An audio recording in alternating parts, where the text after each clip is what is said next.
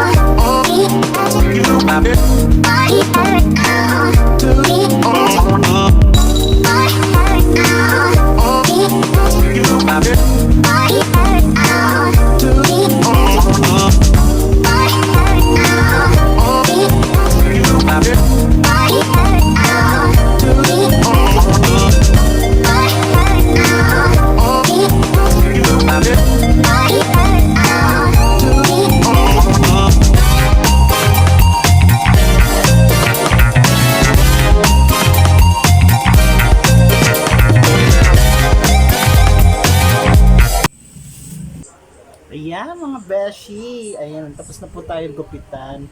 Hindi po si Ivana Alawi ang naging kamukha ko. Si Hashim po yung kapatid ni Ivan.